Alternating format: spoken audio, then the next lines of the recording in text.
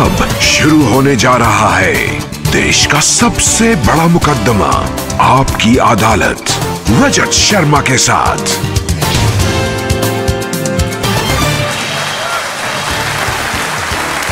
नमस्कार, आपकी अदालत में आपका बहुत बहुत स्वागत है।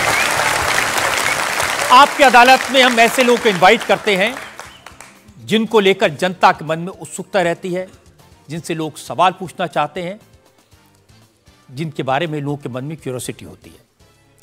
पिछले दिनों मैं जहां भी गया, लोगों ने मुझे एक शख्स के बारे में कहा, आप इन्हें आपकी अदालत में बुलाइए, और मैं भी सोचने के लिए मजबूर हो गया, ये कौन है जिसके बारे में हर पब्लिक फंक्शन में लोग मुझे कहते हैं, जिसके बारे में लोग मैसेज भेजते हैं, दर्शकों की बार बार मांग आती है।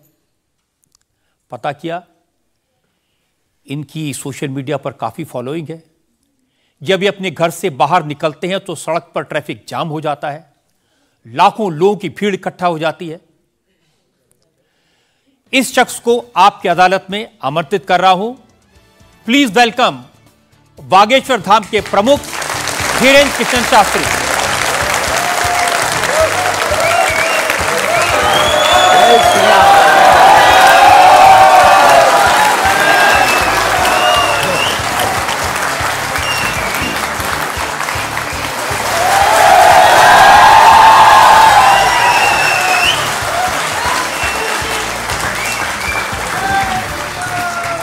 और धीरेन्द्र कृष्ण शास्त्री पर मुकदमे में आज हमारे जज हैं वरिष्ठ पत्रकार विनोद अग्निहोत्री।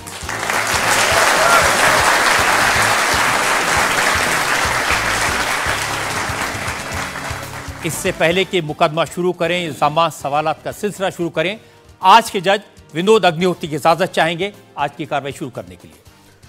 इजाजत है मुकदमा शुरू करने की। और इससे पहले कि पहला इल्जाम लगे शास्त्री जी पर, एक नजर डालते हैं शास्त्री जी के लाइफ पर। आजकल पूरे देश में बागेश्वर धाम के प्रमुख धीरेन्द्र कृष्ण शास्त्री की बहुत चर्चा है। कोई उन्हें चमत्कारी कहता है, कोई उन्हें अंतर्यामी कहता है, कुछ लोग उन्हें पाखंडी कहते हैं, लेकिन धीरेन्द्र कृष्ण शास्त्री खुद को पक्का सनातनी बताते हैं। अब हिंदू एक हो जाओ, सनातनी एक हो जाओ, यही हम चिल्ला रहे हैं कब से। शक्ति का प्रभाव दिखाना यही हमारा उद्देश्य है। धीरेन्द्र कृष्ण शास्त्री का दावा है कि उनके ऊपर बजरंगबली की विशेष कृपा है। वो भक्तों का दुख दर्द सिर्फ अपने इष्ट तक पहुंचाते हैं। चूंकि भक्तों पर कृपा बरस रही है, इसलिए धीरेन्द्र कृष्ण शास्त्री का प्रताप भी बढ़ रहा है। उनके भक्तों की संख्या अब लाखों में है। धीरेन्द्र कृष्ण शास्त्री सिर्फ 26 साल के हैं। साल 2 साल में ही बागेश्वर धाम के पीठाधीश्वर के रूप में वे विख्यात हो गए। अब बड़े बड़े मंत्री और अफसर भी उनके दरबार में हाजिरी लगाते हैं। धीरेन्द्र कृष्ण शास्त्री सबसे पहले नजरों में आए जब संस्कार टीवी पर उनकी भागवत कथा दिखाई जाने लगी। फिर वो चमत्कार भी दिखाने लगे। 21वीं सदी के इस कथावाचक के वीडियो आजकल हर मोबाइल में है। बाबा इंस्टाग्राम से लेकर फेसबुक तक हर जगह छा चुके हैं। जैसे जैसे धीरेन्द्र कृष्ण शास्त्री की लोकप्रियता बढ़ी तो विवाद भी सामने आ गए। धीरेन्द्र कृष्ण शास्त्री का दावा है कि वो कोई पैसा नहीं लेते। जो उनके दरबार में आना चाहता है उसे सिर्फ हनुमान जी के यहाँ नारियल बांधकर अर्जी लगानी पड़ती है। धीरेन्द्र कृष्ण शास्त्री एक अच्छे वक्ता हैं। अब उनका संकल्प है कि वो सनातन धर्म को घर घर पहुंचाएंगे और भारत को हिंदू राष्ट्र घोषित करवाएंगे। आपकी अदालत में धीरेन्द्र कृष्ण शास्त्री अपना मुकदमा खुद लड़ेंगे। तो आइए शुरू करते हैं आज का मुकदमा। आपकी अदालत में पहला इल्जाम धीरेन्द्र कृष्ण शास्त्री पर। आपकी अदालत में बागेश्वर धाम के प्रमुख धीरेन्द्र कृष्ण शास्त्री पर आरोप है कि ये पब्लिसिटी के लिए स्टंट करते हैं।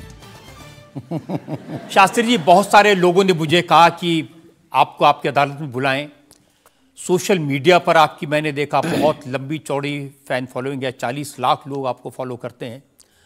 बहुत सारे वीडियोस मुझे लोगों ने भेजे। आप सड़क पर निकलते हैं तो चारों तरफ भीड़ लग जाती है।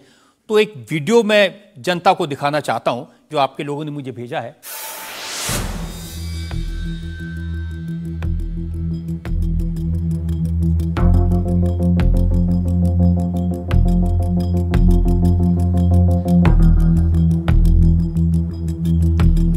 तो ये वाकई में शास्त्री जी असली वीडियो है या पब्लिसिटी स्टंट है, बनाया हुआ है? लोगों की अपनी अपनी भावनाएं होती हैं, अपनी दृष्टि से देखने की। ये वास्तविकता एक जगह की नहीं है। जहाँ जहाँ बागेश्वर बालाजी का दरबार लगता, जहाँ जहाँ बागेश्वर बालाजी की कृपा से दास कथा करने जाता, ये तो कम है, कैमरे में कम आया है, और ज्यादा है।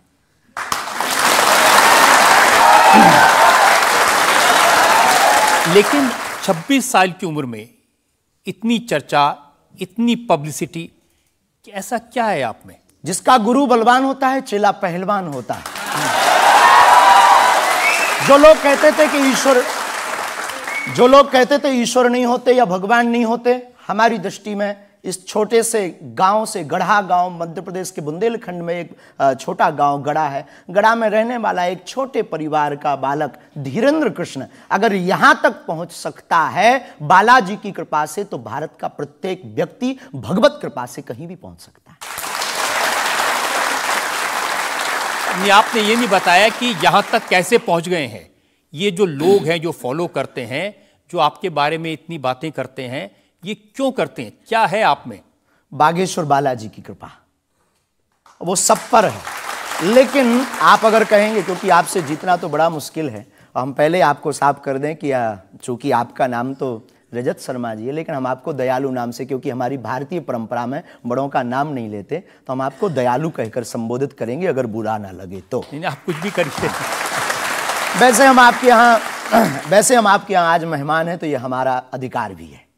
तो दयालु जी, हमारे ऊपर, सबके ऊपर बागेश्वर बालाजी की कृपा है।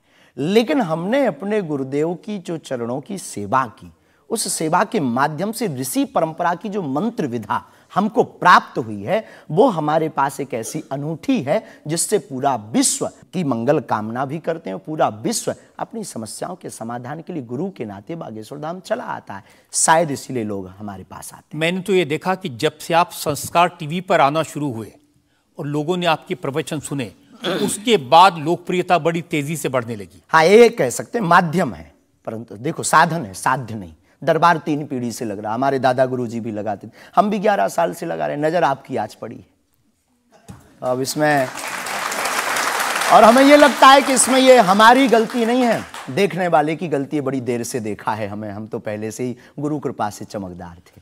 मुझे तो लग रहा है बहुत जल्दी देख लिया आपको, भी तो आपकी उम्र ही कुछ नहीं है। हम उस परंपरा से हैं, जब 5 वर्ष की अवस्था में ध्रुव जी लीला कर सकते हैं, प्रहलाद जी लीला कर सकते हैं, तो हम 26 साल में क्यों नहीं लीला कर सकते? तो आपने क्या क्या लीलाएं की हैं? कोई ऐसी लीला नहीं की जिसमें हम फंसे, लेकिन आपकी अदालत में आए हैं, और आपके उसमें आप जो कह रहे हैं, तो हमारे जीवन में गुरु कृपा से जो किया सब सनातन के लिए किया, और केवल सनातन के लिए करें। लीला का मतलब ये, हम कोई ईश्वर नहीं है, हम कोई भगवान नहीं है। साधारण जैसे ये इंसान है, वैसे हम मानव हैं, हम में कोई अलग नहीं है। बस हमने अपनी परंपरा को ठीक से जाना, ये अलग है। आप जब स्कूल में पढ़ते थे तो जैसे बाकी छात्र होते हैं ऐसे ही थे लगभग, और मास्टर जी कहते थे ये स्कूल में ना आए तो अच्छा है, इतना शरारती है। हाँ, उपद्रवी तो थोड़ा थे, क्योंकि हम जाते थे तो एक तो बहुत कम जाना होता था, लेकिन बहुत गंभीर और सौम्य भाव से हम जाते थे, और लोगों की भावनाएं हमारे पास रहती थी। चूंकि हमारे दादा गुरु का नाम बहुत प्रसिद्ध था, तो दादा गुरु के कारण लोग हमको भी प्रेम देते थे, स्नेह देते, दुलार देते। हमारे दादा गुरु जी को हनुमान जी का 2 बार साक्षात्कार हुआ, ऐसा हमने माना, और उनके अनुयायियों ने माना। तो हम जब स्कूल में जाते थे, तो बचपन से ही बड़ी कृपा थी, तो लोग, बच्चे हमारे पास आते थे, सब क्लासें एक साथ हो जाती थी, 9वीं 10वीं 8वीं सब एक हो जाती थी, जिसमें हम बैठते थे। अच्छा महाराज जी बताइए हमारी कितनी परसेंटेज बन रही है? तो हम वो बचपना उस वक्त ऐसा भाव रहता था दिखाने का। अब तो बहुत गंभीर हो गए, लोगों ने कह करके हमें बड़ा गंभीर बना दिया। तो वो भाव रहता, अच्छा ठीक है तेरी प्यारे 56% बन रही और मेहनत कर 60 हो जाएगी। तो कौन हनुमान जी बताते थे कितनी परसेंटेज? गुरु प्रेरणा हमसे कोई शक्ति बात नहीं करती है, कोई सामने नहीं हमारे पास बैठती है, हमें तो अनुभव होता है, प्रेरणा होती है। जो ऋषि परंपरा में प्रेरणा है, जो हमारे भारत में अनेकानेक महापुरुष, तो हमको प्रेरणा लगती है, ऐसा अनुभव होता है कि ऐसा होगा, जैसे हमें प्रेरणा लग जाती है कि ऐसा होगा, वो हम लिख देते हैं और इष्ट कृपा से और अपने इष्ट के प्रति आस्था से वो बात सत्य निकलती है। हमारा जीवन भी बड़ा अभाव से गुजरा। एक छोटी झोपड़ी रहती थी, वो भी झोपड़ी कच्ची झोपड़ी, उसमें पिताजी रहते थे, हमारी माँ, हमसे छोटी बहन और उससे छोटा भाई, 5 लोग उसमें रहते थे। उसी में भगवान को स्थान था। दादा गुरुजी निर्मोही अखाड़ा से साधु थे, तो उन्हें परिवार से ज़्यादा मतलब नहीं था। तो बड़ा अभाव में गुजरा हमारा जीवन, बहुत विचित्र स्थितियों में गुजरा। लेकिन अभाव ने प्रभाव की महिमा बताई और आज प्रभाव ने हमें अभाव की महिमा बताई। तो आप कह रहे हैं कि जब छात्र थे तो साधारण छात्र थे जैसे बाकी बच्चे होते हैं, वैसे आज घर परिवार वैसा था जैसे बाकी लोगों का होता है। कोई नई बात नहीं, कोई ऐसा, हम कोई ईश्वर नहीं है, हम संसार से कोई अलग से ब्रह्मा जी की फैक्ट्री से सेट नहीं भये। हम जैसे दुनिया है वैसे हम हैं। बस गुरु परंपरा और हनुमान जी की कृपा क्या होती है, शायद हनुमान जी ने और गुरु ने हमको चुना ये ललकार कर बताने के लिए, हमें लगता है हमारा। तो इस देश में तो बहुत सारे लोग हैं जो हनुमान जी के भक्त हैं, करोड़ों लोग। हाँ, मंगलवार को शनिवार को मंदिरों में जाते हैं, व्रत रखते हैं, प्रसाद चढ़ाते हैं। तो हनुमान जी ने आपको क्यों पकड़ा? कुछ ज्यादा ही घनिष्ठता होगी हमारी, उनको ज्यादा मोहब्बत हम पर आई होगी। लेकिन इस करोड़ों लोगों में हनुमान जी के लाखों भक्त हैं, उन्होंने अपने लिए मांगा और हमने पूरी विश्व के लिए मांगा। इसीलिए हमें लगता है कि हम में और बाकियों में अंतर है। देखिए आपने क्या मांगा, इसके कुछ वीडियोस मैंने देखे हैं। वाह। आप लोगों से कह रहे हैं कि आपके पास जितना चाहे दान दे दो, अपना मकान दे दो, फ्लैट दे दो, बंगला दे दो, घोड़ा दे दो, गाड़ी दे दो, सोना चांदी, बैंक, एफडी, मंगलसूत्र, अंगूठी, लुगाई लड़का छोड़ के सब मुझे दे दो। ये हमारा डिस्क्लेमर रहता है दरबार के पहले का। लोगों को जो भावनाएं रहती हैं कि गुरु परंपरा के लोग और साधु लोग दरबार इसलिए लगाते हैं, भगवान को इसलिए रखते हैं कि ये कमाई का जरिया बनाते हैं। और हमने अपने दरबार में बैनर लगा करके वो माइक पर ठोक करके बोलते हैं कि यहाँ किसी भी प्रकार का शुल्क, फीस, दक्षिणा नहीं लगता।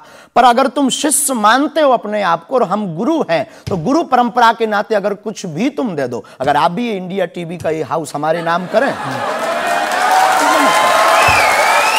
हमें कोई दिक्कत, और लेते भी हैं। लेना बुरा नहीं है, उपयोगिता बुरी है, लेकर के उसका सदुपयोग करते या दुरुपयोग करते। हम लेते हैं, कोई अगर देता है तो स्वीकार करते गुरु के नाते। हम उस परंपरा से हैं जहां अंगूठा तक दान गुरु को दे दिया जाता है, हम भी लेते हैं। कितना कमा लेते हैं?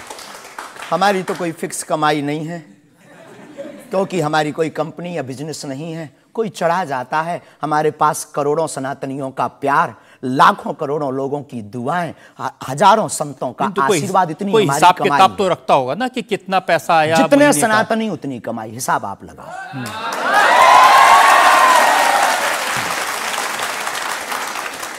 ज्यादा बातें इसलिए होती हैं कि आप जो स्टंट करते हैं पब्लिसिटी के लिए, आप ऐसी ऐसी बातें कह देते हैं। आप कहते हैं कि बिना वीजा के हनुमान जी रावण की लंका में घुस गए थे। ये जो मॉडर्न युवान भाई बहन है, इनको लंका प्रवेश के बारे में बताएंगे तो इनको ये लगता है कि ये घिसी पिटी बातें इनके दादा परदादा बताते रहे, ये बेचारे ऊब गए। इनको कुछ ऐसा चाहिए कि उस अध्यात्म से ये कनेक्ट हो पाए। जैसे रावण ने मुझसे फोन पे बात की। हाँ बिल्कुल, हम वही बोलने ही वाले थे। लगता है आज हमारी शक्ति आपके पास पहुंच गई। तो हमें आपको समझाना है, रावण से फोन का बात का मतलब सबके अंदर रावण बैठा है। कोई ऐसा दुनिया में नहीं जो गलत कृत्य देख रहा, गलत कर रहा और सच जानते हुए चुप है, वो रावण की दृष्टि का आदमी।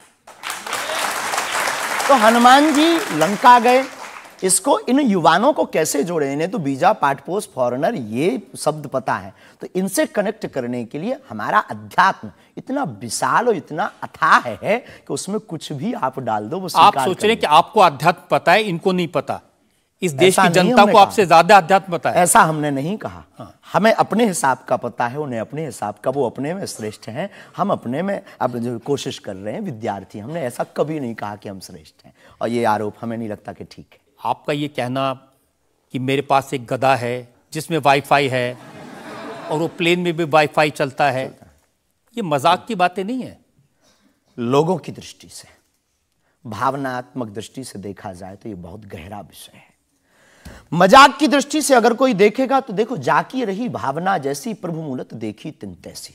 भगवान की कोई लीला को सिर्फ रास लीला को उठाते हैं, लेकिन हम तो महाभारत भी उठाते हैं। तो अपनी अपनी दृष्टि है, हम ये मजाक में नहीं कहते। हम उनको बताना चाहते हैं कि हमारे देवी देवताओं से जो हमारे इष्ट की परंपरा की जो निशानी है वो अगर नज़दीक रहे, गुरु की निशानी अगर नज़दीक रहे, माता पिता की बातों की निशानी नज़दीक रहे, तो बेटा कभी गलती नहीं करेगा, वो चार चांद लगाता रहेगा। शास्त्री जी, इसको कहते हैं आप अंधों के शहर में आईना बेचने की कोशिश कर रहे हैं।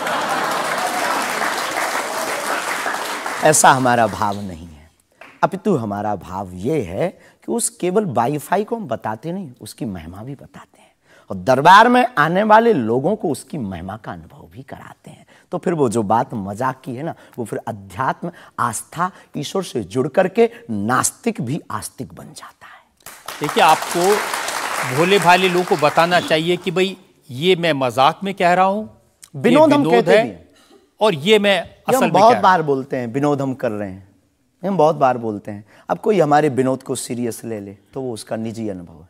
तो अब मैं लोगों को बता दूं कि एक बार बगैर टिकट पकड़े गए थे आप रेलवे में।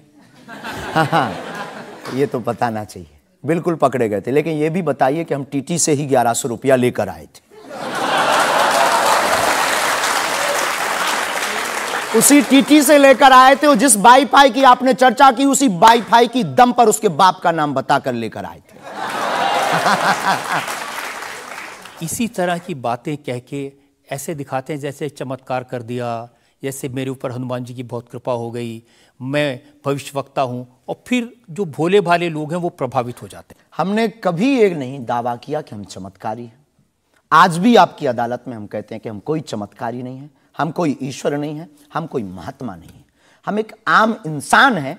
लेकिन हमारी अपने इष्ट के प्रति आस्था, ऋषि परंपरा के प्रति आस्था है, जो महर्षि वाल्मीकि से पत्र दरबार की महिमा चली है, उस महिमा का हम अनुकरण करते हैं, और उस आस्था में उलझनों में का रास्ता मिल जाता है, तो उसे आप चाहे चमत्कार मानिए अथवा फिर आप अपनी बुद्धि से जो जिसने जो जाना वो हमें माना। देखिए शास्त्री जी, बहुत सारे ऐसे लोग हैं, गरीब हैं, परेशान हैं, बीमारियों से थके हारे हैं, डॉक्टर से आशा छूट जाती है, हॉस्पिटल से आशा छूट जाती है, वो आपके पास आते हैं, वो सोचते हैं यहाँ इलाज मिलेगा। किसी का बच्चा बोल नहीं सकता, किसी का बच्चा चल नहीं सकता, वो लोग बड़ी आस्था विश्वास लेके, जो मैंने जानकारी हासिल की, वो आते हैं, सोचते हैं कि यहाँ से शायद उन्हें कोई रास्ता दिख जाएगा, और उन्हें मिल जाता है। जो आते हैं श्रद्धा पूर्वक आते हैं। देखो, जिंदगी में अगर वो परेशान है और डॉक्टर से परेशान होकर के या कहीं से भी निराश होकर के आया और उसे कुछ मिले ना मिले, हम ये तो नहीं कहते, जिसकी जितनी निष्ठा उसको उतना हमारे बागेश्वर बालाजी के दरबार में मिलता है। और अगर नहीं मिलता, और अगर उसे जीवन जीने की अगर डांडस और सात्तावना मिलती है, तो क्या ये भी कम है? बिना पैसों में, बिना दक्षिणा दिए, बिना कुछ लगे अगर हनुमान जी से जुड़ रहा, अगर वो प्रभु से जुड़ रहा, अगर उसे जीवन जीने में 4 दिन की जिंदगी है, डॉक्टर ने कह दिया तो मर जाओगे, लेकिन बागेश्वर धाम के नाम से उसके चेहरे पे मुस्कुराहट है कि मेरा हारे का सहारा है, तो अगर ये मुस्कुराहट उसके चेहरे पर आती, इससे किसी को गुस्ताखी क्यों? देखिए, अगर बागेश्वर धाम आने से लोगों का इलाज हो जाता है, तो फिर आपको कैंसर हॉस्पिटल बनाने की क्या जरूरत है? यही तो हम बताना चाहते हैं कि दुआ और दवा दोनों आवश्यक है। हमने ये नहीं कहा कि हम डॉक्टरों के खिलाफ हैं। अब मैंने पूछ लिया तो आपने दवा ऐड कर दिया उसमें। नहीं, हमने औषधालय बागेश्वर धाम पर खुलवाया है, और मंदिर के समीप खुलवाया है। वहां पर ग्राम पंचायत का भवन है, वहां पर आयुर्वेदिक औषधालय है। दुआ और दवा मतलब नीचे दवा है, और वहां ठीक नहीं हुए तो दुआ के लिए चढ़ जाओ मंदिर पर। दोनों काम करेगा, ठीक है। और ये कोई नई बात नहीं है, हमने ऐड नहीं की, डॉक्टर खुद ऐड करता है, ऑपरेशन करता है, जब ठीक नहीं होता तो वो भी कहता है तुम भी प्रार्थना करो। लेकिन ये सही है कि जिस इलाके में आप हैं उस इलाके में बहुत सारे ऐसे लोग हैं जो इसी तरह पर्ची निकालते हैं, जो इसी तरह दुआ की बात करते हैं। पूरे भारत में ऋषि परंपरा के अनेक लोग हैं, बहुत लोग तो नहीं कह सकते, पर अनेक लोग पूरे भारत में हैं। और केवल हमारे इलाके में नहीं, पूरे भारत में। हमारे इलाके में बागेश्वर बालाजी की महिमा और दादा गुरुजी के पास दरबार से, कृपा से बहुत से महापुरुष और भी। मैं बताता हूँ, एक लवलेश नाम के गुरुजी हैं, 20 साल की उम्र है, और वो भी इसी तरह से पर्ची निकालते हैं। वो भी इसी तरह से। हम कभी ऐसे मिले नहीं, इस भाव से हमारा कभी मिलना नहीं हुआ, और इस विषय पर उनका निज मत हो हम कह नहीं सकते, ईश्वर जाने। नहीं, मत तो पता नहीं, उनके ऊपर रेप का इल्जाम है और वो जेल में है, कह नहीं सकते। तो उस एरिया में ऐसे और भी बहुत सारे लोग हैं। अभी हम अर्जी लगाने के हिसाब से घूमे नहीं हैं। आप कहो तो इस बार जाकर के घूमेंगे कितने लोग हैं। अभी तो हमें एक पता है, छतरपुर जिले में एक गढ़ा गांव है, वहां बागेश्वर धाम है, वहां सदगुरु सन्यासी बाबा से परंपरा चली दरबार की, आप भी आइए। ये बात सही है कि देश में बहुत सारे ऐसे लोग हैं जो कहते हैं हमारे पास सिद्धि है। एक जयपुर में है, उन्होंने बताया कि मैंने कर्ण पिशाच को साधा हुआ है, और वो भी किसी की भी डेट ऑफ बर्थ बता देते हैं, किसी के परिवार वालों का नाम बता देते हैं। हमारे पास ऐसी कोई सिद्धि नहीं है, ना हमने ऐसी कोई साधना कर रखी है। हमारे पास सिर्फ अपने इष्ट पर, हनुमान जी पर भरोसा है, जो अष्ट सिद्ध नवनिधि के दाता हैं। ना हम कोई डेट बताते हैं, ना हम कोई नाम बताते हैं, और अगर उनकी कृपा से पता चल जाए तो कोई बुरी बात नहीं। जनता में जो लोग सवाल पूछना चाहते हैं। आमतौर पर क्या होता है कि संत का नाम आते ही हमारे माइंड में एक इमेज बनती है कि गाड़ी होगी, बहुत ही जो उनकी वेशभूषा होगी बहुत ही सिंपल और सरल होगी, लेकिन आपकी वेशभूषा देख के, टोपी देख के लगता है एकदम कलरफुल रहता है। आपकी दुनिया ही रंगीन है तो साधु को भी रंगीन होना चाहिए। बहुत बढ़िया, बहुत बढ़िया। जब 7 रंगों की भरी दुनिया है माय डियर सिस्टर, 7 रंगों से भरी दुनिया है, तो मुझे क्या दिक्कत है। और हम कोई साधु नहीं, हम कोई महात्मा नहीं, ना हमने चोला ले रखा है। हम एक वर्ण व्यवस्था की बात नहीं करेंगे, हम एक गुरु के शिष्य हैं और आम इंसान हैं। और अगर कोई सरनेम पूछे तो हम शुक्ल वंशीय सरयूपारी ब्राह्मण है। तो जो 7 ब्राह्मणों की वेशभूषा है वो हमने धारण की, गुरु के नाते हमने ये पादुका अपनी एक परंपरा को निर्वाहन करने के लिए धारण की। और टोपी कोई आया तो दे गया, अगर आप कुछ दो बहन हमें तो वो भी स्वीकार है। आप चाहो तो कुछ हमें पहनने को दे सकते हो, हम पहन लेंगे। एक वेबसाइट ने लिखा कि ये जो टोपी पहनते हैं ये पहनाने वाले से भी कुछ गुरु दक्षिणा लेते हैं, जो कपड़े पहनते हैं, जो कपड़े जिसके दिए पहनते हैं उससे भी कुछ पैसा लेते हैं। आज तक ऐसा कोई मिला नहीं है, खोज जारी है। किसी ने हमें आज तक दक्षिणा नहीं दी टोपी पहनाने के नाम पर या कपड़े पहनाने के नाम पर। हम तो राह चलते कोई मिल जाता है तो उसका पहन लेते, अपना दे देते हैं। हम तो साधु उस परंपरा के हैं, उस परंपरा के। लेकिन अच्छे लगते हैं आपको ये रंग बिरंगे कपड़े? बहुत आनंद आता है। क्या दिक्कत है साहब? किसी को दिक्कत है वो हमसे ज्यादा रंगीन पहने। एक शायर ने कहा कि जो खानदानी रईस हैं वो मिजाज रखते हैं नर्म अपना, आपका लहजा बता रहा है आपकी ये शोहरत नहीं।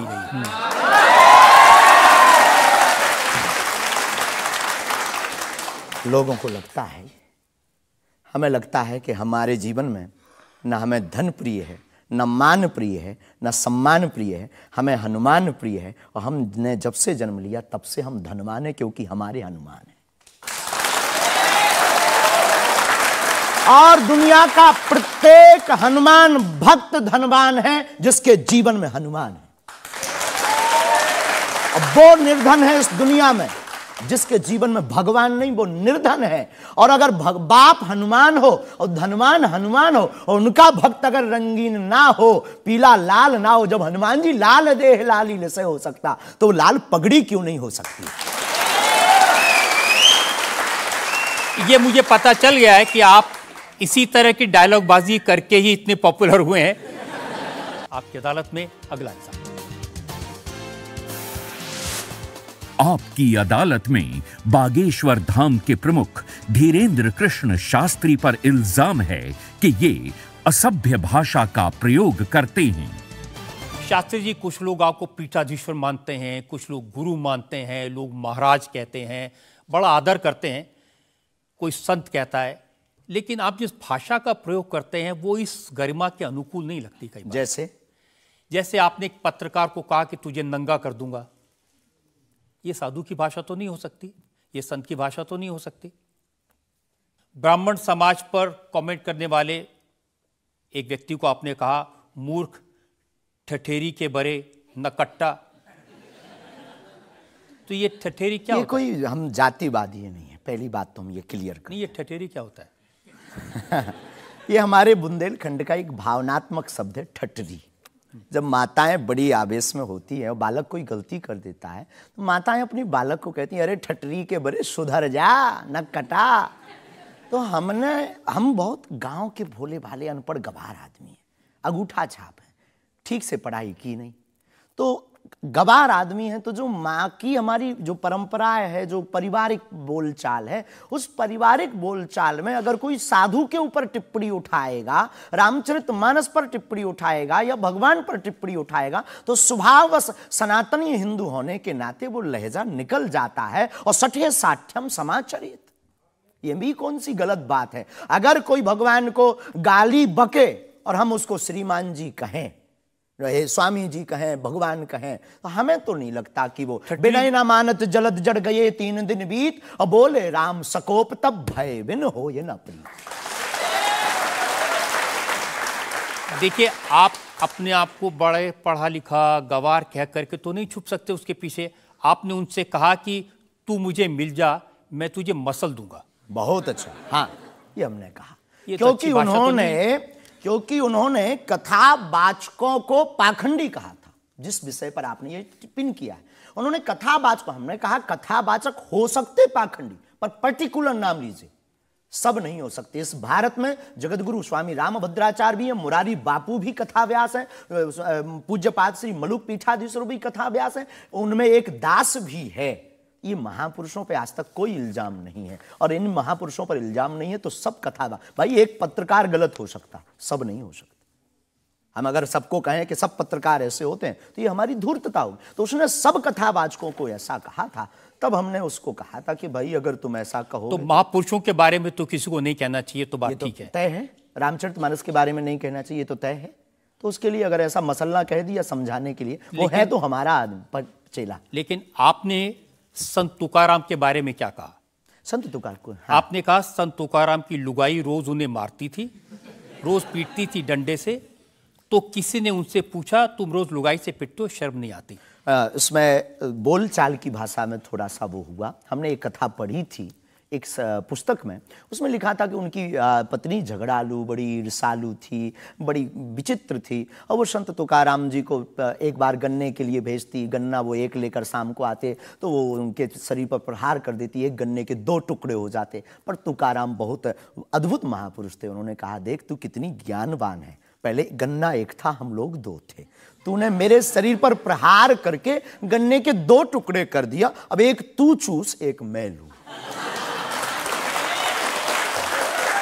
तो लेकिन देखिए, आपने जो बोलचाल उसमें बिगड़ा है, जिस अंदाज में कहा था वो सम्मानजनक नहीं था, समाज के लिए असभ्य था, इसमें कोई संदेह नहीं है। लेकिन हम अपनी भाषा से समझने का कोशिश करते हैं, जो कई बार हमारी भाषा लोगों के अनुरूप फिट नहीं है। कभी नहीं, आपको नहीं लगता कि संत तुकाराम जैसे महान संत के बारे में ये कह दिया, उसके लिए हमें गलती माननी चाहिए? बिल्कुल, अगर ये किसी की भावनाओं को ठेस पहुंचा तो संतों के प्रति हमारे हृदय में अथाह प्रेम है, अथाह प्रेम। और हम स्वप्न में भी, हम तो खुद साधु परंपरा से जीवित हुए हैं, नालायक से बोलने लायक संतों के कारण हुए, और हम अगर संतों का अनादर करेंगे तो अपनी जिंदगी में हम रहेंगे कहाँ? तो हम तो विनम्रता पूर्वक अगर किसी को ठेस पहुंचा तो हमें नहीं लगता कि हमारे द्वारा उनको ऐसा कहा, लेकिन अगर किसी को ठेस पहुंचा और शब्द ऐसा मुंह से फिसल गया तो हम क्षमा प्रार्थी, कोई संदेह। अब मैं एक और उदाहरण आपको बताता हूँ। अच्छा किया कि आपने क्षमा प्रार्थना की, करना ही चाहिए साधु संतों के बारे में, अगर गलती से मुंह से कुछ निकल जाए, बहक करके अगर हो जाता तो कोई दिक्कत। आप बात कर रहे थे साईं बाबा के बारे में, और आपने कहा कि हमने सुना वो चांद मियां निकले। हाँ, सुना। आपने कहा कि कई बार लगता है कि 33 कोटि क्या कम पड़ गए, और समझदार के लिए इशारा काफी है जी। जिन साईं बाबा को करोड़ों लोग मानते हैं, करोड़ों लोग की श्रद्धा उनमें है, उन्हें भगवान मानते हैं, उनकी पूजा करते हैं, उनके मंदिरों में लाखों लोग जाते हैं, उनके बारे में इस तरह की भाषा?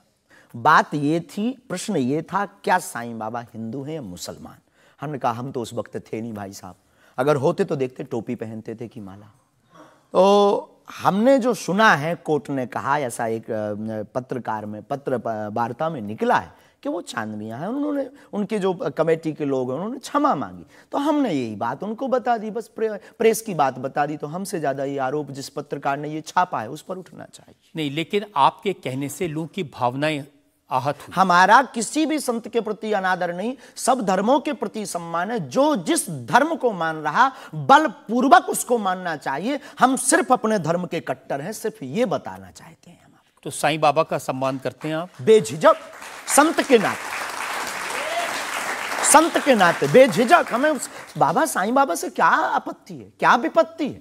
हमें अपने आप से आपत्ति नहीं है, हमें किसी साधु से कैसे आपत्ति हो सकती? क्योंकि जिस सनातन धर्म की आप बात करते हैं, वो वसुदेव कुटुंबकम सबसे पहले तो संयम, धैर्य, भाषा पर नियंत्रण, ये सब। लेकिन कब तक धैर्य, कब तक संयम? राम की यात्रा पर कब तक पत्थर सहेंगे? पालघर के संतों को बर्बरता के साथ मारा जाता है, कब तक सहेंगे? रामचरितमानस की प्रतियां जलाई जाती हैं, कब तक सहेंगे? संतों को पाखंडी इस देश में बताया जाता है, कब तक धैर्य और संयम रखें? एक दिन भगवान का भी धैर्य खो गया था और उन्होंने भी बाण मार करके समुद्र को सुखा दिया था और रावण का दमन कर दिया था। तो हम कब तक धैर्य, ये भोले भाले लोग, ये भोले भाले सनातनी कब तक ये धैर्य सहेंगे? और एक बात हम आपकी अदालत में बोल देते हैं, सनातन के लिए अगर हमारे प्राण जाते हों और अगर लोगों की दृष्टि में हम असंयमित हैं तो ये हमें बने रहने दीजिए। देखिए, सनातन धर्म के बारे में आप अच्छी बातें कही, किसी को आपत्ति नहीं है, लेकिन अभी जो आप इतनी जोर जोर से कह रहे थे कब तक बर्दाश्त करें, कब तक बर्दाश्त करें, तो कौन आपको बर्दाश्त करने को कह रहा है? जो ये प्रतियां जला रहे हैं, जो संतों को मार रहे हैं, जो सनातन के खिलाफ झूठा प्रचार कर रहे हैं, जो संतों के खिलाफ और सनातन की संस्कृति को छिन्न भिन्न करने के लिए मूवी बना रहे हैं। जब आप ऐसी बातें कहते हैं ना, तो असदुद्दीन ओवैसी जैसे लोगों को ये कहने का मौका मिलता है कि इन लोगों को अनाप शनाप बातें करने का अधिकार दे दिया सरकार ने। उनको लगता है कि इस तरह की बातें करते हैं उससे समाज में नफरत पैदा होती है, दीवारें खड़ी होती हैं। हम करें तो चोरी, वो करें तो सीना जोरी। उनके मंचों से मारने काटने की बात होती तब नहीं, अक्षरधाम में 40 हिंदुओं को मारा जाता तब नहीं है, उनके खुले मंच पर धर्म परिवर्तन करवाया जाता है तब कुछ नहीं होता है। उनके खुले मंच पर संतों को, कितने संतों की हम आपको वीडियो क्लिप ना दिखा दें, उनके खिलाफ टिप्पणी की, गाली बकी गई, यहां तक कि हमको भी रोज 500 गालियां आज दी जा रही। तो क्या ये सही है?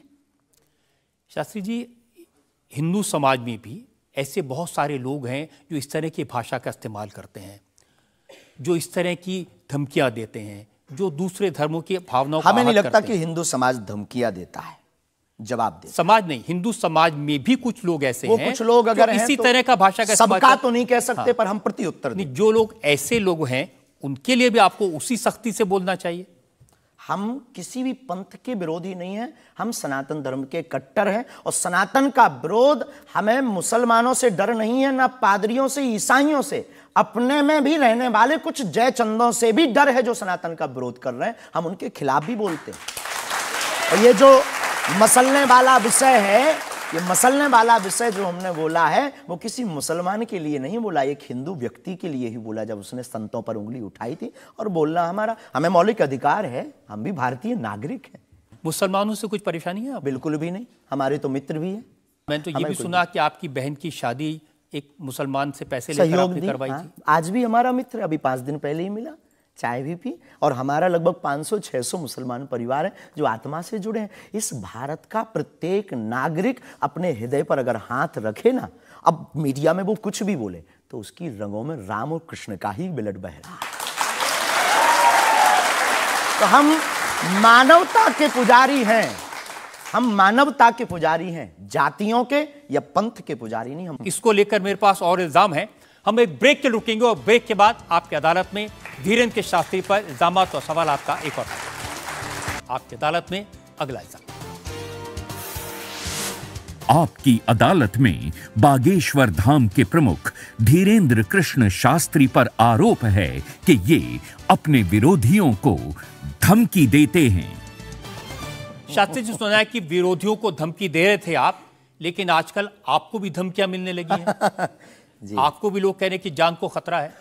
हाँ, ये कोई नई बात नहीं है। इस भारत में जब जब भी सनातन की बात किसी ने पुरजोर तरीके से उठाई है तो उसको मिटाने के लिए और उसको डिगाने के लिए तरह तरह के स्वांग और षड्यंत्र, तरह तरह के प्रायोजित ढंग से उसको फंसाने के उपाय किए गए हैं। लेकिन सिर पर सीताराम, फिकर फिर क्या करना।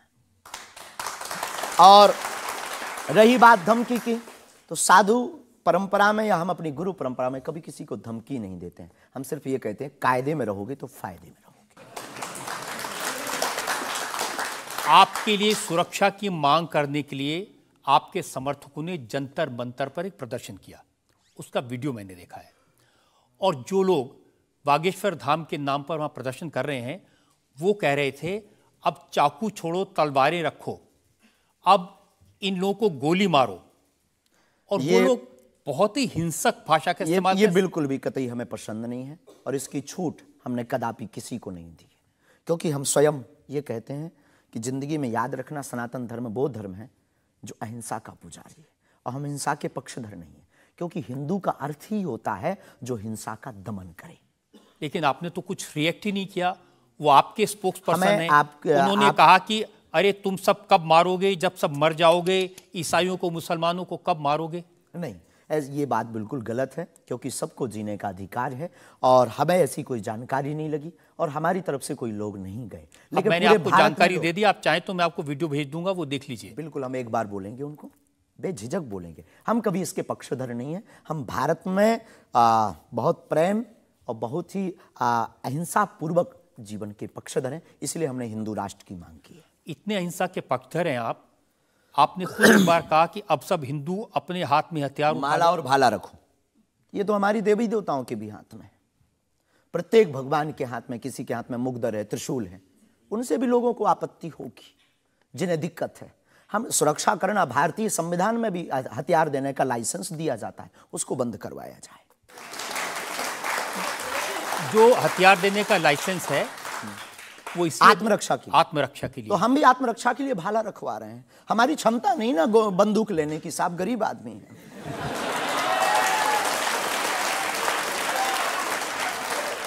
जब आप इस तरह की बातें करते हैं ना, तो फिर सवाल ये उठता है कि आपकी सुरक्षा के लिए टैक्स पेयर क्यों पैसा दे, जनता क्यों पैसा दे? आप इस तरह की बातें करेंगे, भाला की बात करेंगे, बंदूक की बात करेंगे, गोली की बात करेंगे, तो धमकी मिलेगी। हाँ मिलेगी, लेकिन हमने कभी बंदूक की बात नहीं की। हमने भाला और माला की बात की। और रही बात सुरक्षा की, तो प्रत्येक नागरिक की सुरक्षा करने की जिम्मेदारी भारत सरकार की है। और हमें अपने इष्ट और भारत की सरकार पर भरोसा है, वर्तमान सरकार पर भरोसा है। साधु संत के तुम रखवारे, असुर निकंदन राम दुलारे। एक तो हमारा पहला भरोसा ही है, हमारे इष्ट हमारे हनुमान जी है। और हमारा ये धमकी नहीं है। और बार बार मरना नहीं, एक बार बचना नहीं, तो डरना किस बात का? तो जब तक जिएंगे, प्राण अगर जाते हो चले जाएं, पर सनातन की चर्चा, घर घर राम पहुंचाने की चर्चा नहीं हम छोड़ेंगे। वो 50 उपाय कोई कर ले।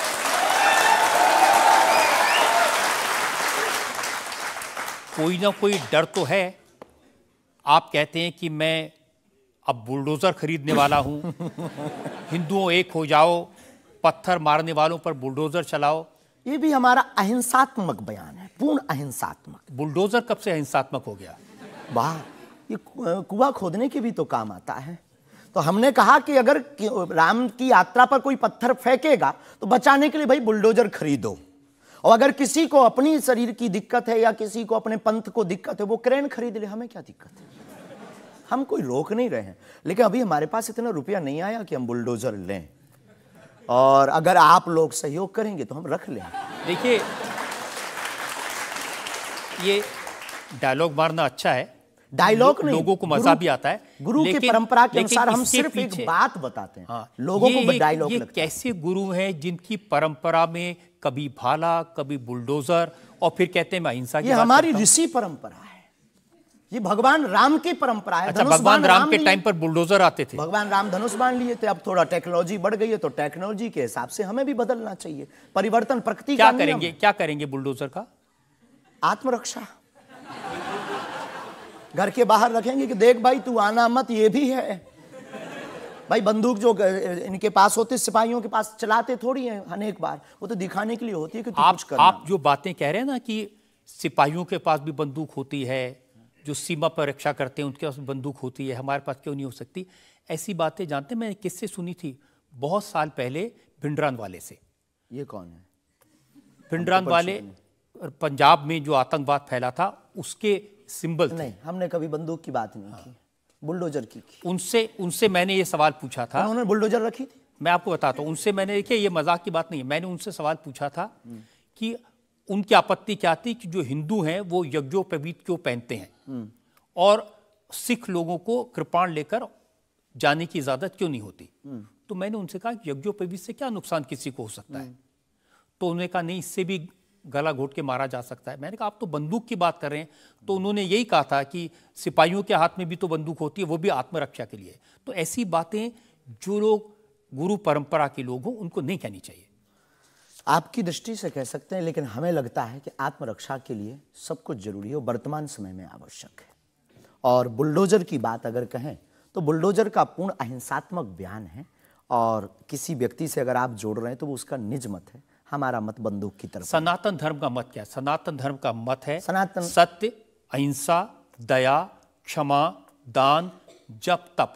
मारकाट की बात तो नहीं करता। वीरता भी है, ये वीरता का प्रतीक है बुलडोजर। चाय भी मंगवा दो साहब। अच्छा, हम चाय पियेंगे, हमें चाय पीना चाहते हैं। हाँ, तो पानी और चाय दोनों भेजा जाए। जी। वैसे तो संतों को चाय पसंद नहीं आती है ना? लेकिन आपके बारे में जितना मैं रिसर्च की हूँ मुझे पता चला है आपको चाय बहुत पसंद है। क्या ये सही है? जी बहन, बहुत सही बात है। जो कौन सी चाय पसंद करते हैं? अदरक वाली चाय, और हमारे दादा गुरुजी को बहुत प्रिय है। इस चाय से हमारी याद जुड़ी हुई है दादा गुरु से। हम 2 भाई हैं वैसे तो, पर ताऊ चाचा के मिलाकर के 10 भाई हैं। और हम जब दादा गुरुजी के पास जाते थे तो सब ऐसे ही बैठते थे। तो दादा गुरुजी बहुत सिद्ध महापुरुष, बहुत कम बोलते थे, महापुरुष थे। तो वो चाय पीते थे तो अपनी जूठी चाय, खूब ये जो नरेली है, इसकी आधी चाय हमको देते थे। तो हमारे जीवन में हमें ये लगा कि ये नालायक से बोलने लायक गुरु के इस प्रसाद के कारण बना है। और प्रत्येक, इसके पीछे एक और रहस्य है, प्रत्येक बालक को अपनी परंपरा को छोड़ना नहीं चाहिए, चाहे किसी भी लेवल पर पहुंच जाए। शायद ये भी सूत्र है। शुरुआत जहां से हुई, गुरु से शुरू जिसका जीवन हुआ, उसे कुछ भूलना नहीं चाहिए। इसलिए हम भूले नहीं, ये शायद हमें लगता कि हमारी अच्छी आदत है। चाय बुरी आदत, क्षमा कीजिए। युवानों से प्रार्थना है मत पीना, हम नहीं रुकेंगे।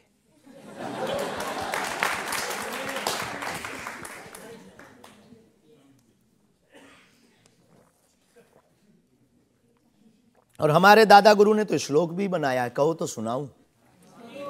चाय पर श्लोक। चाय पर श्लोक आपने नहीं सुना होगा, एक बार सुन। केटली गर्भ संभूतम शक्कर पत्ती मिश्रितम कप मध्य विराजते देवी ओम चाय चंडिकाय नमो नमः। और केवल इतना ही नहीं, चाय और चाह दोनों जिंदगी में बहन जरूरी है।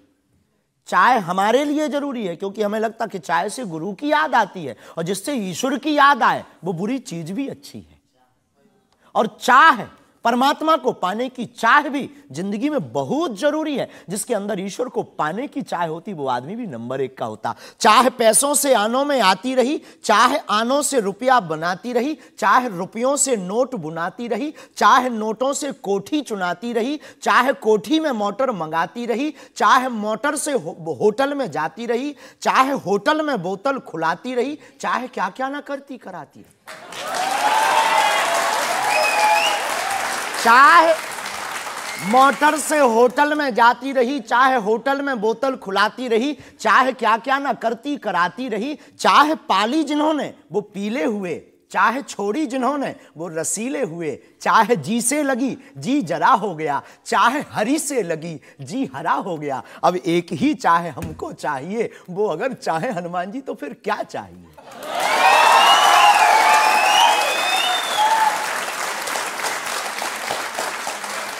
अब आप ये मत कहना कि ये डायलॉग बाजी है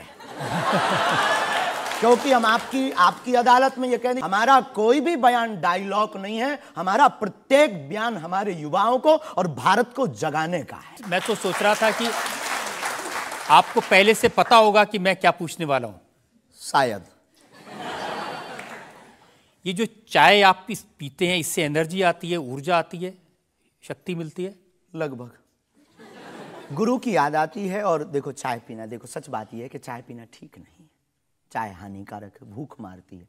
लेकिन हम 24 घंटे में 18 घंटे सेवा करते हैं, लगभग 17 घंटे गद्दी पे बैठते बोलते हैं। भूख लगेगी तो नींद आएगी, नींद को मारने का एक बहुत अच्छा उपाय है चाय पी लेंगे। भूख कम तो हम ज़्यादा समाज सेवा कर पाते हैं, हमें ऐसा लगता है, पर डॉक्टरी भाषा में ये ठीक नहीं है। तो ये सिर्फ समाज सेवा के काम आती है, या फिर जैसे शाहरुख खान की फिल्म पठान को आपने क्रिटिसाइज किया, वो भी चाय का असर था? चाय कोई नशा नहीं है, लेकिन अगर आप उसकी बात करें तो हमने सिर्फ सनातन की बात की कि हमारे सनातन पर भगवा रंग ही बेशरम क्यों बार बार। एक फिल्म 1987 के लगभग आई थी, संतोषी माता की फिल्म। संतोषी माता की फिल्म आने के बाद लोगों की भावना इतनी दृढ़ होगी कि शुक्रवार को टमाटर और नींबू बिकना कम हो गए।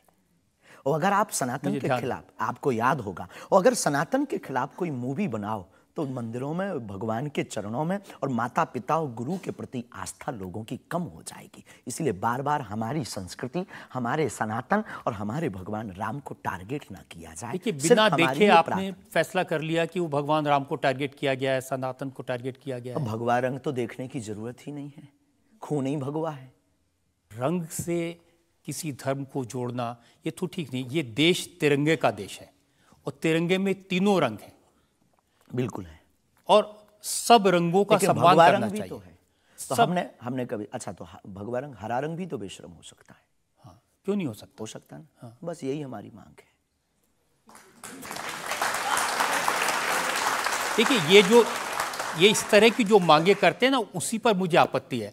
आप कहते हैं ये भारत राष्ट्र हिंदू राष्ट्र बने, बेझिझक बने, हिंदू राष्ट्र बनेगा। ये जातिवाद, हम जातिवाद के खिलाफ हैं।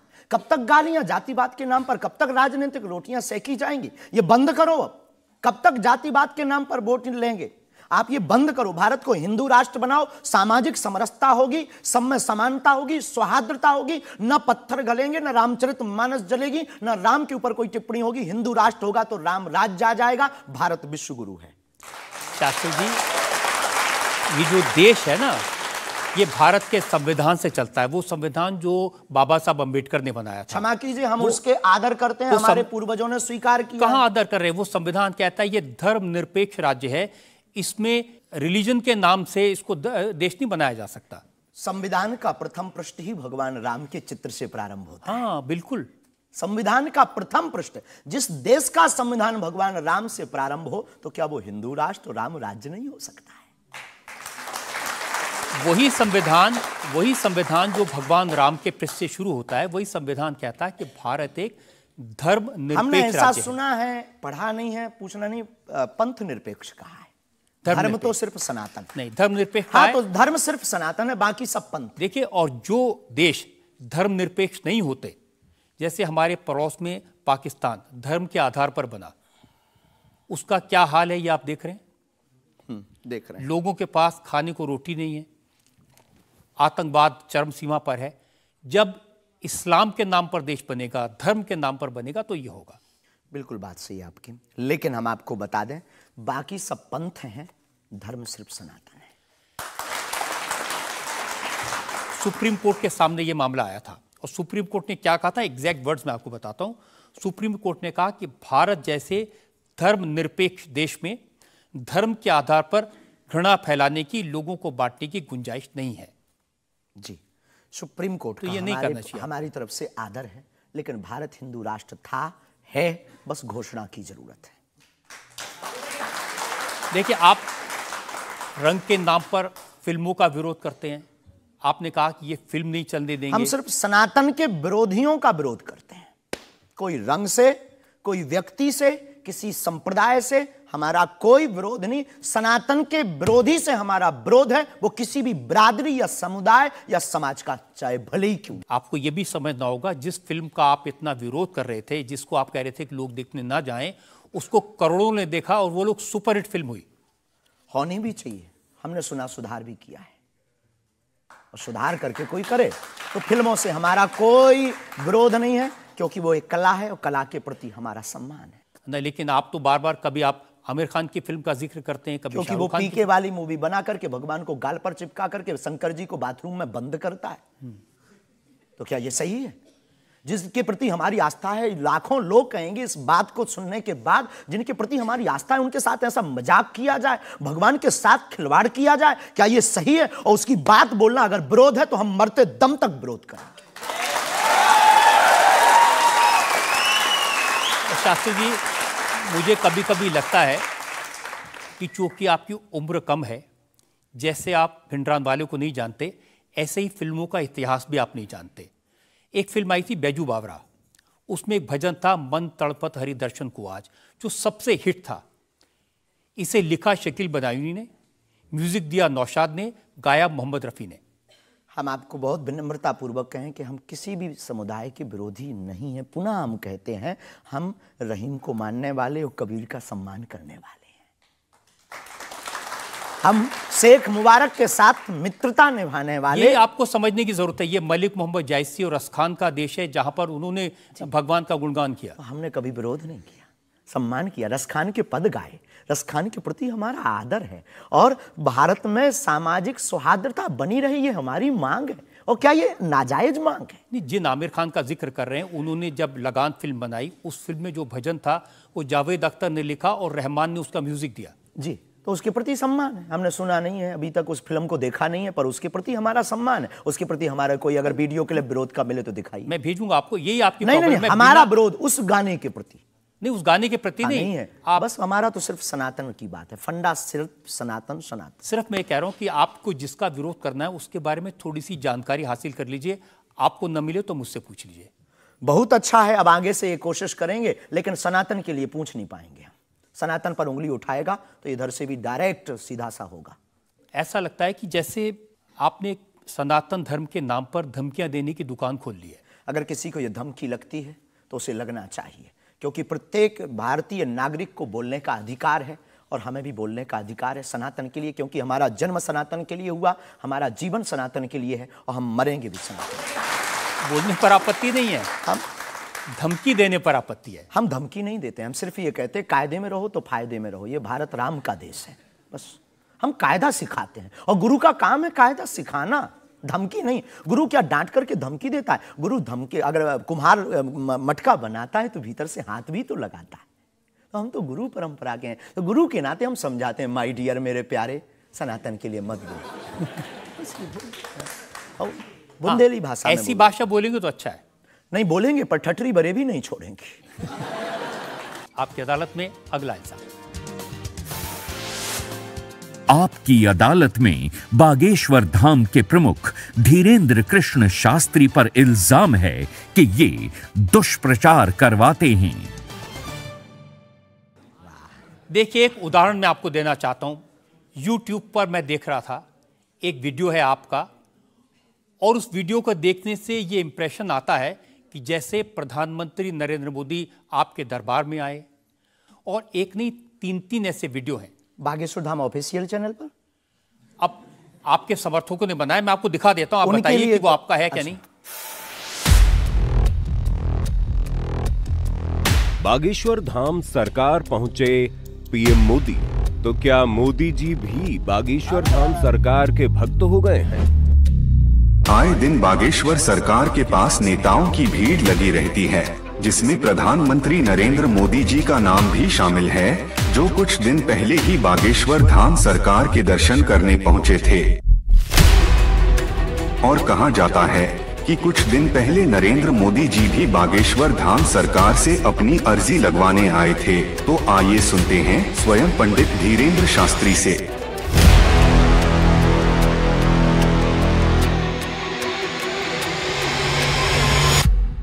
मोदी जी को ये प्रोजेक्ट करते हुए जैसे बागेश्वर धाम आए, मेरी जानकारी है कि 3 वीडियोस हैं, उनमें से एक बागेश्वर धाम का है। बागेश्वर धाम के ऑफिशियल चैनल से कभी हो ही नहीं सकता है, न ऐसी भूल हो सकती है, क्योंकि हमने कभी ऐसी इजाज़त नहीं दी। ये बहुत बड़ी गलतियां हैं। टीआरपी के चक्कर में रोज़ तो लोग हमारी शादी करवा देते हैं यूट्यूब पर। आपने सिर्फ ये भर देखा, ये भी तो देखिए कि हर बार हमारी लड़की बदल दी जाती है। हैप्पी बर्थडे कहीं ये कह दिया जाता है। एक ने न्यूज़ डाली थी, बागेश्वर सरकार 23 तारीख को परिणय सूत्र में बंधेंगे। संतों के फोन आने लगे। तो ये सिर्फ मीडिया पर, चूंकि बागेश्वर धाम बहुत सर्च हो रहा, और हनुमान जी भला सर्च हो क्यों ना, हनुमान जी तो लोगों की श्वास में, ये पवन पुत्र हैं। तो लोग बागेश्वर धाम बालाजी के नाम से सर्च करते हैं, तो लोगों को जो कुछ यूट्यूब वाले हैं, सब नहीं, कुछ यूट्यूब वाले हैं जो अपनी व्यूअरशिप बढ़ाने के चक्कर में इस प्रकार का कुकृत्य करते हैं, जो दुष्प्रचार है। और बागेश्वर धाम ने इस पर अनेक बार कार्रवाई भी की, उनके खिलाफ नोटिस भी भेजा, और अनेक बार डिस्क्लेमर भी बागेश्वर दरबार में हमने दिया है कि किसी भी प्रकार की भ्रामक जानकारी से बचें। धाम का इस प्रकार से कोई भी लेना देना नहीं है। ये खुद की निजता के साथ वो बेफुजूली के कार्य कर रहे हैं, और बागेश्वर धाम इसके लिए कानूनी कार्रवाई भी करवाएगा। शास्त्री जी, प्रधानमंत्री को लेकर इस तरह की वीडियो बागेश्वर धाम के नाम से जाएं, तो आपको नहीं लगता कि ये भोले भाले लोगों के लिए मिसलीडिंग है? लोग ऐसी बातों पर भरोसा कर लेंगे। धाम से तो हुआ नहीं, कोई कर रहा हो तो खबर नहीं है, पर कर रहा जो उसके खिलाफ कानूनी कार्रवाई। अगर आपके नामले पे कोई कर रहा है तो भी आपको कोई एक्शन लेना चाहिए। आपने कुछ कार्रवाई की है? हाँ, अनेक बार नोटिस भी भिजवाया है, अनेक बार कितने चैनलों को बंद करवाया है। जो कई बार कोई खान के खिलाफ कर देते थे हमारे लिए, कई बार कोई धमकी डाल दे, बागेश्वर धाम पहुंचे जेल, अब वो ऐसी हथकड़ी हो, वो पुलिस अगल बगल लगा देते थे। तो इनसे हमारी आपके सोच से भी प्रार्थना है, इसको बहुत देखा जाएगा, आपकी अदालत को जब भी देखा जाए, इस प्रकार की भ्रामक जानकारी से बचें। हम इस प्रकार, कोई भी हमारा दरबार या कथा प्रदर्शन का विषय नहीं है, हमारी कथा और दरबार दर्शन का विषय है। तो आपकी तरफ से मोदी जी के वीडियोस को लेकर के क्या कार्रवाई की गई? इसमें अभी इसकी हमें आज पता लगा है कि मोदी जी का बना है। पूर्व में हमको वो जेएलएल वाला बताया था, हमें इसका ज्ञान नहीं है, लेकिन हम जाते ही तुरंत आपकी अदालत के बाद लीगली कार्रवाई एफआईआर अपने अमुक थाने पर करवाएंगे। अच्छा, इसके अलावा और भी बहुत सारे वीडियोस हैं। देवेंद्र फडणवीस का है, मनोज तिवारी का है। ये तो ये भी फर्जी वीडियो है। अरे नहीं, ये तो आए थे, इनके मत करवा दियो ना ना ना, ना। देवेंद्र फडणवीस जी भी आए थे, मनोज तिवारी हमारे बहुत प्रिय शिष्य हैं, वो भी आए थे, और बहुत आए हैं, पर मोदी जी नहीं आए हैं। हाँ, ये बता देते हैं, तो इन पे एफआईआर जी डिलीट ना करवा दियो, आप रोक दियो। लेकिन आपके 1-2 सेंटेंसेस हैं जिसमें आप कुछ मोदी जी कह रहे हैं, मोदी जी आइए। हाँ, वो हम लंदन में दरबार में थे, ये शायद उससे अगर ये जोड़ा हो, पूरा तो देखा नहीं, उससे जोड़ा हो तो खबर नहीं, हौस नहीं। मोदी जी वो जहाँ लंदन में राम कथा हम कर रहे थे, तो श्री राम मंदिर के, सनातन मंदिर के जो प्रमुख हैं वो एक मोदी जी हैं, और वो भी गुजराती हैं। तो वो दरबार में बैठे हुए थे, किसी कारण उनकी व्यवस्था के कारण प्रशंसा के लिए उनका जिक्र आया, तो लोगों ने शायद वो कट करके उठाया हो, हमारे स्मरण में ऐसा है। लेकिन ये भी गलत है, ये भी अपराध है। वो भी ऑफिशियली बिना लीगली सहमति लिए बिना आप कोई भी वीडियो शेयर या वो नहीं कर सकता, ऐसा कुछ नियम है, तो ये भी गलत है। मैं आपको बताऊं शास्त्री जी, मैंने 40 साल हो गए मुझे पत्रकारिता में, ऐसे बहुत सारे उदाहरण मैंने देखे हैं। चंद्रा स्वामी का उदाहरण देखा था, वो नरसिम्हा राव के साथ उनकी तस्वीरें, राजीव गांधी के साथ उनकी तस्वीरें, जॉन मैकेंद्रो के साथ तस्वीरें, लिज टेलर के साथ, ये अंतर्राष्ट्रीय ख्याति प्राप्त लोग हैं, और वो ये तस्वीरें दिखाकर अपनी दुकान चलाते थे, और वाकई में जो दुनिया के बड़े बड़े लीडर्स थे उनसे उनकी पहचान थी। ब्रुनोई के सुल्तान उनके शिष्य बन गए थे इसी वजह से। अफ्रीकन कंट्रीज़ के प्रेसिडेंट थे मोबुतू, वो उनके शिष्य बन गए थे। हमारा कभी भी भाव, कोई आवे सब सम्मानीय है। हमारा ये भाव नहीं है कि हम आपकी फ़ोटो दिखा करके लोग हमको माने। देखो, आप हमारी मीडिया पर प्रचार कर सकते हो, पर अगर दम नहीं होगी, सत्यता नहीं होगी, तो व्यक्ति एक बार आएगा, लौटकर कभी नहीं आएगा, आपको भी गाली देगा, हमको भी गाली देगा। तो ये माध्यम हो सकते हैं, साधन हो सकते, साध्य नहीं। तो हमारा ऐसा भाव नहीं, क्योंकि हमारे पास जो है वो खुली किताब है, ऊपर से नीचे तक, और हम कभी ये नहीं चाहते कि लोग देखें। अब कोई देख रहा तो वो उनकी दृष्टि और उनकी आंख है। हम तो सिर्फ ये चाहते हमें हमारा परमात्मा हनुमान जी देखे, बस। क्या चाहते हैं आप हनुमान जी से? सनातन धर्म और हिंदू राष्ट्र। फिर भी मांग पूरी नहीं होगी। अगर हिंदू राष्ट्र आप कह देंगे कि बन गया तो हम अखंड भारत मांगेंगे।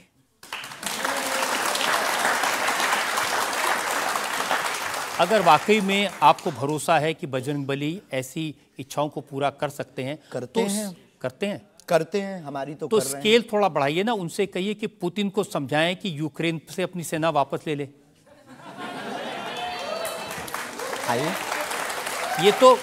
ये तो अंतर्राष्ट्रीय, क्योंकि उससे जो यूक्रेन क्रिश्चियन मुल्क है उनको पता चलेगा कि सनातन धर्म की शक्ति कितनी है। हम अपनी तरफ से प्रतिदिन विश्व में कल्याण हो, विश्व में शांति हो, ये अर्जी लगाते हैं।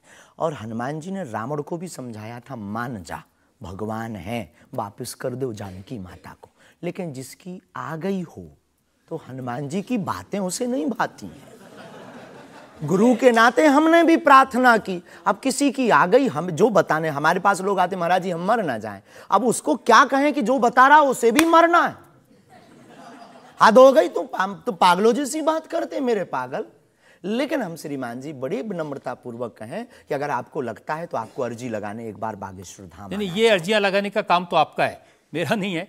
और अंतर्राष्ट्रीय विषय पर अब टर्की में इतना बड़ा जलजला आया है, इतना बड़ा भूकंप आया है, हजारों लोग मर गए हैं, तो कुछ आपको अर्जी लगानी चाहिए। बिल्कुल, हमने प्रार्थना तुरंत की और हम प्रार्थना करते कि प्रतिदिन जो भी हमारे पास है चूरन चटनी, हम अपने गुरुजी से और बालाजी से प्रार्थना करते विश्व का मंगल हो, सबका भला हो। इससे आपको फर्क नहीं पड़ेगा कि वो क्रिश्चियन कंट्री है या इस्लामिक? बिल्कुल भी नहीं। हम तो खुद गए, हम तो पूरी दुनिया का मंगल की कामना। हम उस धर्म से हैं जहाँ वसुदेव कुटुंबकम की चर्चा की जाती। सर्वे भवन्तु सुखना सर्वे सन्तु निरामया, सब में मंगल हो, मंगल भवन अमंगलहारी। हम ऐसे नहीं हैं, हम मानवता के हैं। जिसके अंदर दुख है, हे बालाजी उसके संकट, आप संकट मोचन हैं, उसके संकट मिट जाएं, हमें कोई फर्क नहीं पड़ता है। ये अच्छी बात आपने कही।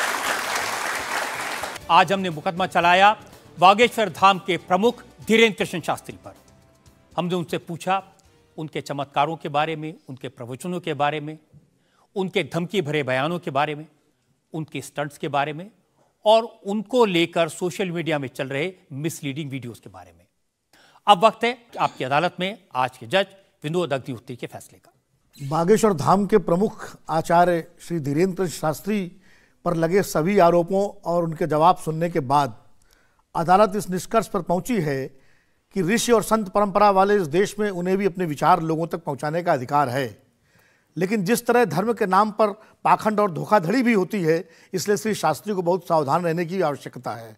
अदालत तमाम इल्जामों से श्री धीरेन्द्र शास्त्री को बाइज्जत बरी करते हुए निर्देश देती है कि बागेश्वर धाम बालाजी सरकार श्री हनुमान जी की कृपा से उन्हें यदि कोई सिद्धि और प्रसिद्धि मिली है तो उसका उपयोग लोक कल्याण और समाज की नैतिक आध्यात्मिक उन्नति के लिए करें और देश समाज में प्रेम, शांति, सद्भाव का वातावरण बनाने में सहायक हों।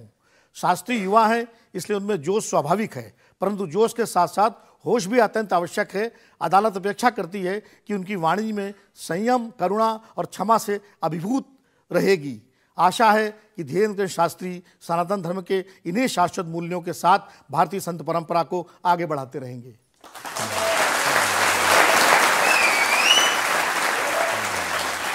इस विश्वास के साथ कि हमारे जज साहब ने जो हिदायत दी है धीरेन्द्र शास्त्री उसका पालन करेंगे, संभल कर रहेंगे और समाज में किसी भी तरह की भ्रांतियां न फैलें, इसका ध्यान रखेंगे। आपकी अदालत का आज का मुकदमा यहीं खत्म करते हैं। अगले सप्ताह आपसे मुलाकात होगी एक नई शख्सियत के साथ। तब तक के लिए नमस्कार। इंडिया टीवी हर वक्त हर जगह डाउनलोड करने के लिए सर्च करें India TV news Google play store या ऐप स्टोर पर।